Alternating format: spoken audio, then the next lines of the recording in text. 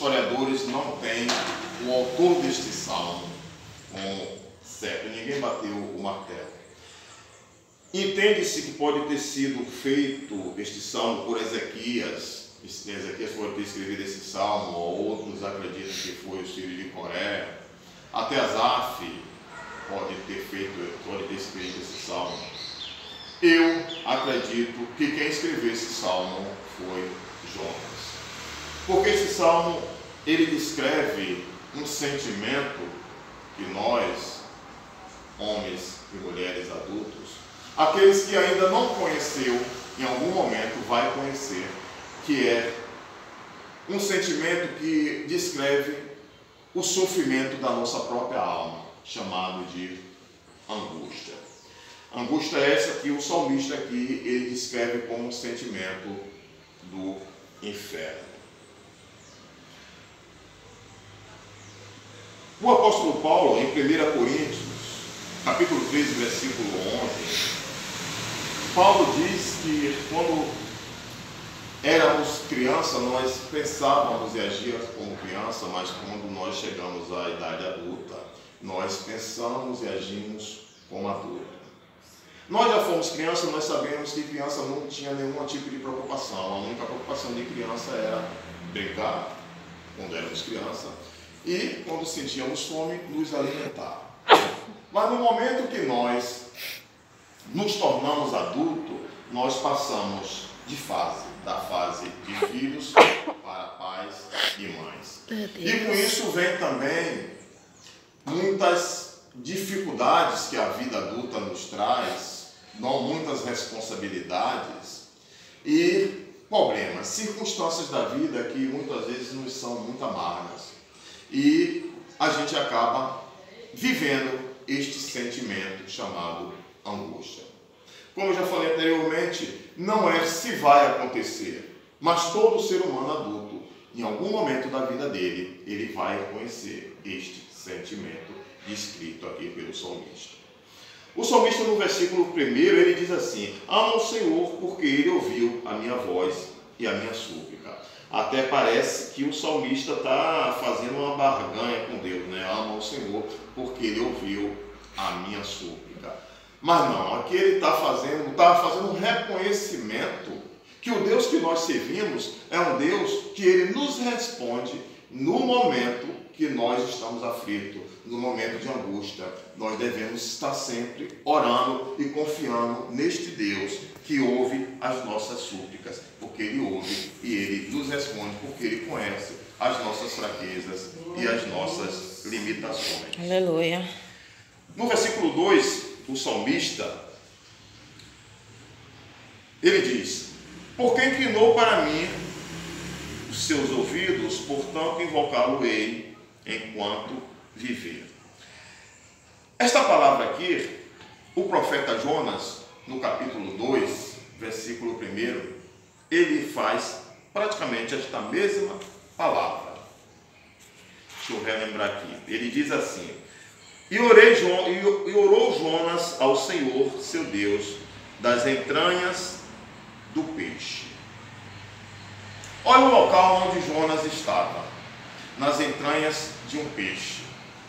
Mas no momento que ele estava lá, ele não se desesperou, porque o desespero não resolve os nossos problemas. O desespero não vai fazer crescer e nem diminuir os cabelos que estão na nossa cabeça.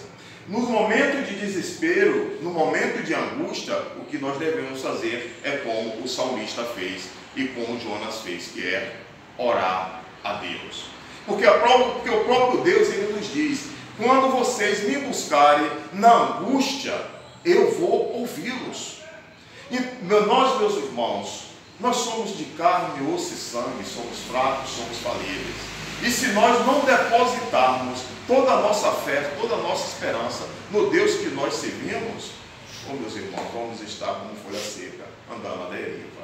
Então precisamos, não importa a circunstância, temos que depositar toda a nossa fé no Criador dos céus e da terra, aquele que sangrou por cada um de nós. No versículo 3, o salmista aqui, ele faz uma descrição do que é esse sentimento de angústia. Ele diz assim no versículo 3: cordéis da morte me cercaram, e a angústia do inferno se apoderaram de mim. Encontrei aperto e tristeza. Jonas também, no capítulo 2, versículo 2, ele entende que aquela situação que ele está ali, ele sente como se ele estivesse no mais profundo inferno. Porque podemos imaginar a barriga de um peixe, úmida, fétida e completamente escura, e o peixe nadando nas profundezas do oceano. O profeta Jonas, ele entendeu, ele classificou aquela situação dele como estando no inferno. Esse sentimento, meus irmãos, que o salmista aqui, ele classifica como cordéis da morte me cercaram, eu digo isso com propriedade porque este sentimento, como eu falei anteriormente, é um sentimento que todos nós adultos, aqueles que ainda não conheceram, um momento vai conhecer. E eu já conheci este sentimento. Quando ele fala em cordéis da morte, é porque este sentimento, meus irmãos, parece que ele nos esmaga por dentro, ele começa a nos esmagar por dentro. E vem uma tristeza profunda, e nós sentimos uma vontade de sair correndo e chocar a cabeça com o primeiro muro que a gente encontrar na frente. E é exatamente nesses momentos de tristeza, de angústia, que Satanás sussurra. Ele diz, geralmente ele diz: arruma uma corda, enrola no teu pescoço, te mata, que esse sentimento vai passar. Porque, como foi falado agora há pouco pela irmã Fernanda, é no momento que nós estamos fragilizados, é exatamente neste momento que o nosso maior inimigo, por ser covarde, nos ataca. Louvado seja o nome do Senhor. No versículo 4, o salmista ele pede socorro a Deus. Ele diz: então invoquei o nome do Senhor, dizendo: ó Senhor, livra a minha alma. Ele aqui, meus irmãos, ele pediu refrigério de alma. Nos momentos de dificuldade, meus irmãos, nos momentos de angústia, nos momentos de aflição essa que o Senhor Jesus Cristo deixou bem claro que nós teríamos na servidão a Ele. Nesse momento, meus irmãos, nós não temos outra coisa a fazer senão pedir a Deus refrigério de alma, para que Ele venha a refrigerar a nossa alma, porque nós com a alma angustiada, meus irmãos, nós não temos como receber o refrigério de Deus. E para isso nós precisamos estar em contato com a palavra de Deus, que é porque por ela que nós vamos nos alimentar.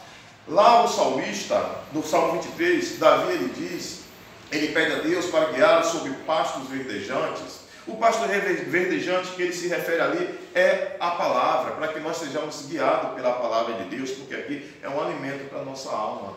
Para que Deus venha a refrigerar nossa alma, nós precisamos estar alimentados todo o tempo com este pão, que é a palavra de Deus. Porque se nós não tivermos embasado na palavra do Senhor, Ele não tem como nos acessar.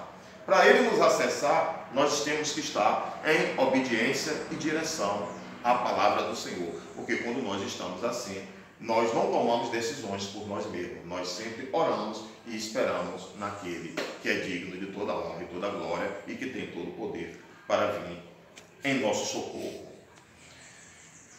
No versículo 5, o salmista diz assim: piedoso é o Senhor e justo, o nosso Deus tem misericórdia.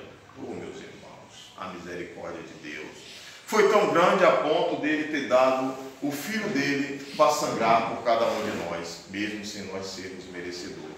Jesus, como um cordeiro mudo, sem pecado, imaculado, ele foi para a cruz do Calvário.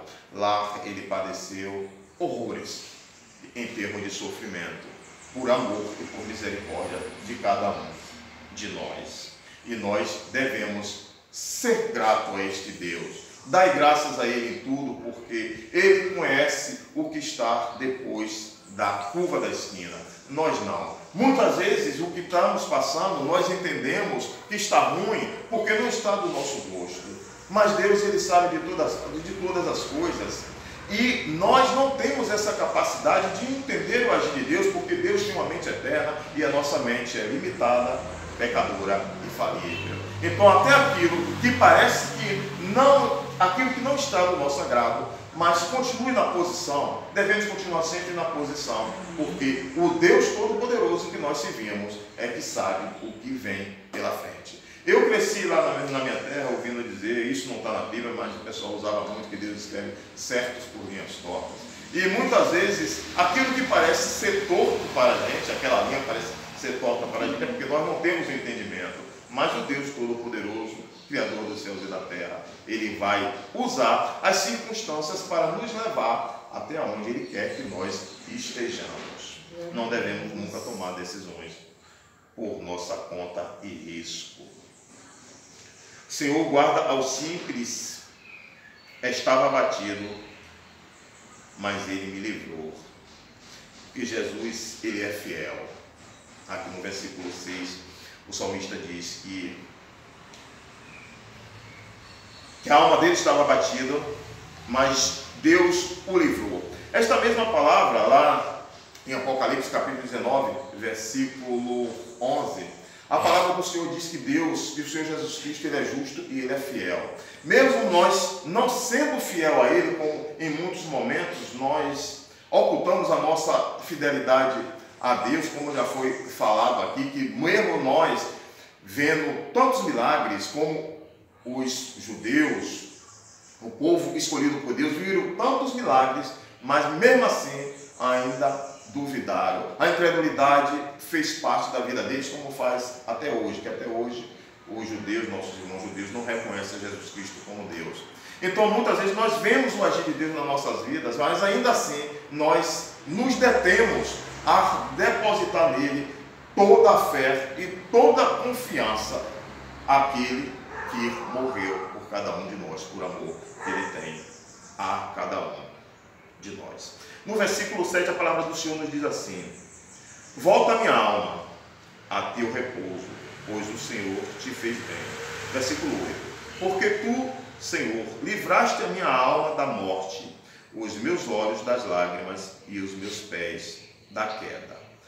Este salmo aqui, meus irmãos, o Salmo 116, também é um salmo messiânico.